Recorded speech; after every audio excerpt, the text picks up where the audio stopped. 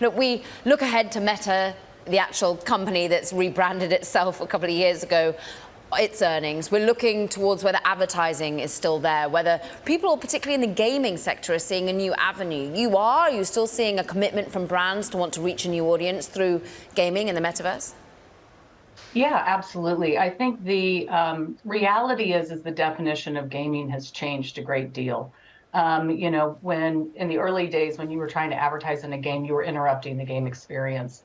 And then really with the explosion of these open world gaming platforms that are like open canvases, games like platforms like Roblox and Minecraft and increasingly Fortnite, it really allows brands to be brought natively into the landscape of the game. And so it changes that experience in the way brands, kind of like product placement on steroids, can deeply interact with harder to reach audiences. So I think the definition of in-game advertising and what that means and looks like and why users want it and appreciate it and engage with it more has changed a great deal. Can you give us any facts, numbers, data that can just put the confidence back into people that brands are still wanting to commit real money to this?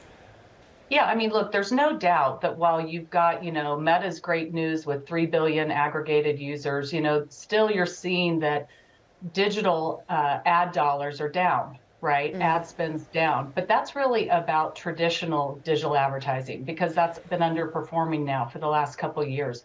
And so when brands are trying to seek much deeper engagement, that top of the funnel, including that conversion over into physical sales, interacting in these open world gaming platforms, again, is a way to reach a hard to reach audience and actually achieve those marketing outcomes that right now traditional social media isn't delivering on.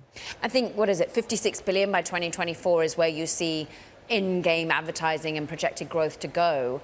How much does that convert into real sales? What sort of data do you see as to when I'm interacting with it on Twitch and I'm seeing a particular brand that I actually go out and purchase something? Yeah, again, when you think about seeing an ad on YouTube or in Twitch and clicking over on that conversion, there's lots of studies that are showing that our eyeballs are glazing over those ads. We can't hit X fast enough, right? We're tuning them out. The difference for what we do, a good example is what we did for Mattel with Barbie late last year, is we actually baked a Barbie Dreamhouse virtual world inside an existing game world that already had tons of players. And during that course of that month, we were able to have 60 million visits to Barbie's Dreamhouse. You could swim in the pool. You could DJ on the roof deck. Again, this is about kind of deep engagement that enhances the gameplay. Another great example is 2 promotions we ran for Chipotle, where you could, in one case, go through a Halloween maze and find a secret phrase for a burrito. The second one was a Build a Burrito campaign. During the course of those 2 campaigns, we gave away 130,000 real-life burritos, but also set records for highest digital app download day and one of the highest digital food sales days for Chipotle. So that digital to physical crossover is a really powerful thing that's much more sticky in a virtual world experience that, again, is interactive for the user. Does it have to be massive brands? It's a great question, actually. We do a lot of work with like Universal, and you'd expect with a lot of the studios, Netflix, Disney, Paramount, who's one of our investors. And what Universal did last year is they tested new IP. So yes, we do a lot with Minions and some of their more known IP, but equally they dropped some animated characters that kids had never seen before. And we were able to test for them how much kids responded to the different characters ahead of the debut in the movie theaters. And I've often said to some of the larger toy makers in the world and others, like, let's find your next billion-dollar toy line in the metaverse first. Let's sample different IP. Frankly, let's engage those young audiences in helping us actually craft that great new toy line and really start to reverse that flow from digital to physical, but also just think about the smarter COGS, supply chain savings, by just doing your R&D, turning it on its head.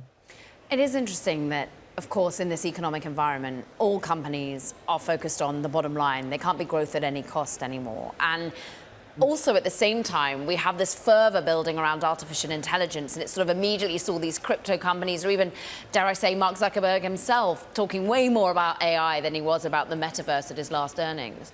How much are you seeing companies being torn about where they put their R&D or their marketing spend to work? Yeah, it's a great question because in some ways, Super League was talking about the metaverse prior to Meta rebranding, right? And in a way, we've all had to kind of suffer through the highs and lows of that hype cycle a bit. I think what's exciting for the positioning of metaverse and AI, as you just saw in your previous segment, can play a really important role in the generation of gamified experiences and virtual worlds. And so all those things will only make that marketing spend or investment by brands more efficient.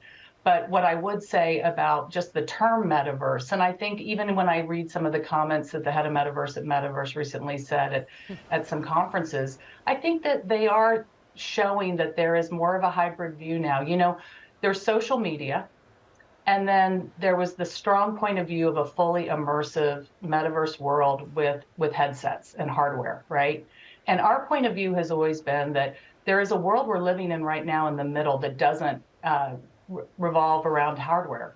There's already hundreds of millions of people who love these 2D virtual worlds that have all of that same feeling of immersion. It may not be as immersive, but it's a way that they enjoy socializing and living. And so Super League is a publishing engine for the immersive web. And what we're doing right now is helping brands understand that to change their .com experience.